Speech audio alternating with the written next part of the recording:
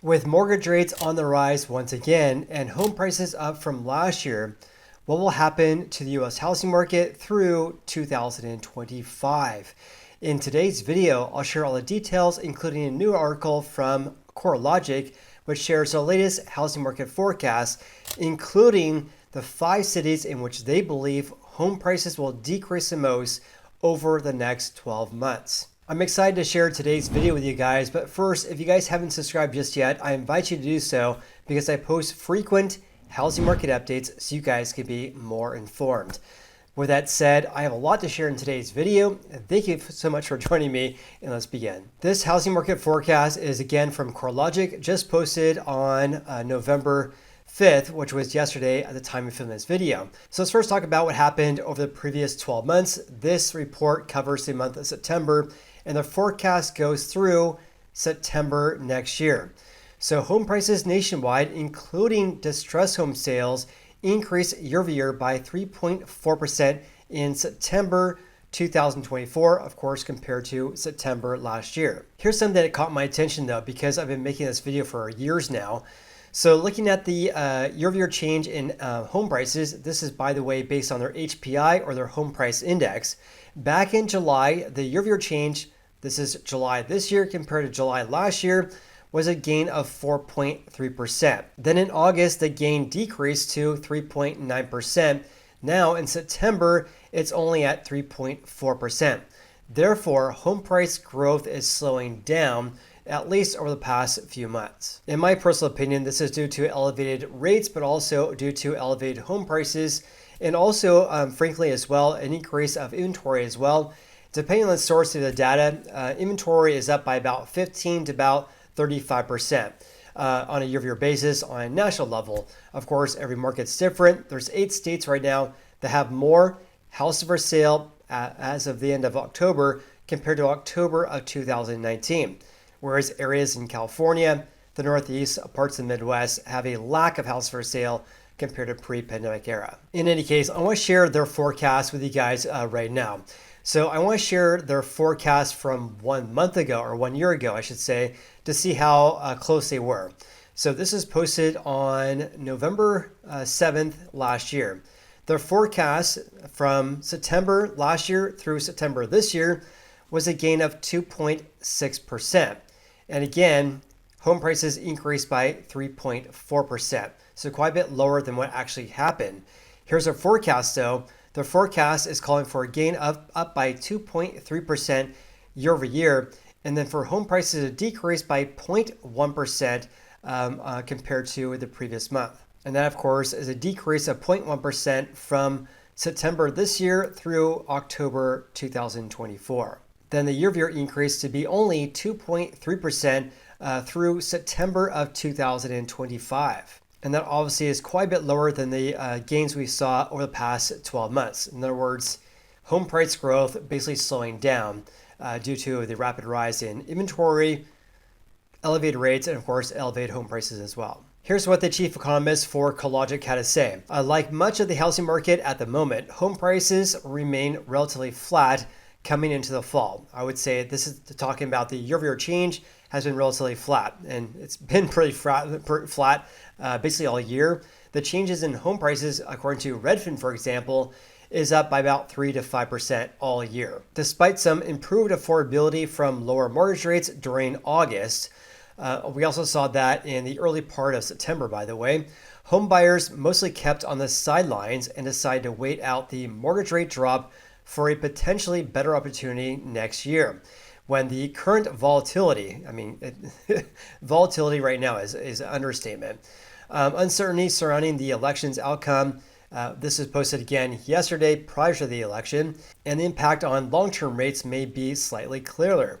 And while the mortgage rate and economic outlook is full of questions, home prices are likely to maintain their leveled path until early next year when buyers return to the housing market. I think what she's saying here is that it's more normal to see home prices kind of decrease. So we should expect that for the remainder of the year. Now, having said that, let's take a look at some leading indications of home buying demand. Let's first have a look at showingtime.com. They measure the amount of real estate showings across North America. They only look at, of course, lock boxes they have. In other words, if I'm showing a house and I'm using a lockbox that's not showing time or not using their services, then of course it won't be recorded. So this snapshot is not perfect, but kind of provides a general look at the amount of real estate showings across North America. The orange line is this year. The line right below that, the dark line, is 2023. 2021 is above, and of course 2022 is just below the bottom line there. So for the week ended November 5th, this year, real estate showings are down by 6% compared to the first week this year. Last year's time, we were down by 18% compared to the first week last year. In contrast, we were down a whopping 29.9% in 2022 compared to the start of the year, and 21, we were up by 3.4%. In other words, the decline this year is actually better than the past couple of years, but much worse than 2021. Also, let's have a look at Google Trends, looking at people searching for the term homes for sale. So the search term, or the index I should say, for the week ended November 9th, this is a partial snapshot looking at this, the index is at 65. The way to look at this chart is that an index of 100 means the peak number of Google searches for the search term, again, homes for sale. That occurred, of course, in July when our housing market is more or less in full swing. So at 65 right now, 1 year ago's time, it was at 77. So this means the interest over time, over the past 12 months, for homes for sale has been decreasing, or has decreased by 16% year over year. And ever since June and July, we have been seeing a seasonal decrease in the amount of people who are interested in looking at houses for sale online. Now, having said that, here's something I shared, some news regarding application numbers. This is according to the MBA, but it's on the Mortgage News Daily's website. And of course, I provide a link in the video description below for all the sources I go for my videos. So I just want to share this. Let's actually look at the 5-year chart. These are the amount of people who are submitting loan applications to buy houses using loans, which is called their purchase index, which is seasonally adjusted. So over the past 5 years, let me just get rid of rates. So over the past 5 years, you can see here a strong decrease of application numbers, especially starting in mid 2022 when rates increased from 3.4 to about 5%. Then of course, when rates hit 7% back in late October, of course, application numbers decreased greatly. Then we hit again around 8%, nearly 8% in October 2023, which of course kept application numbers at relatively low levels. So look at the 1-year chart.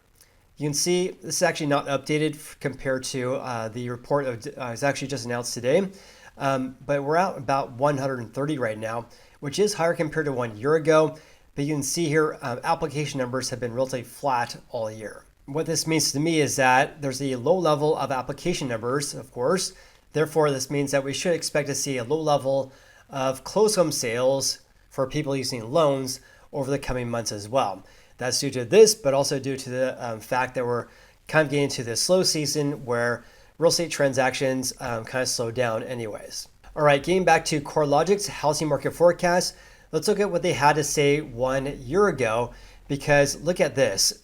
Idaho, Montana, Utah, Washington, D.C., and Wyoming all saw home prices decrease compared to the previous year. Now, look at the map now. So this is September this year. This is September 2023. So the map right now, there's only one state that posted a decrease from 1 year ago. Something I just can't stand about this article from Corelogic. It says here, only one state posted an annual home price decrease, but they don't even mention what that state is. And the chart below here, the states in dark blue are, of course, less than 1%. That's Texas and Hawaii. This means, of course, that it could be a gain of 0.1% to 0.9%, or a decrease of less than 1%, right? Or less than 0%.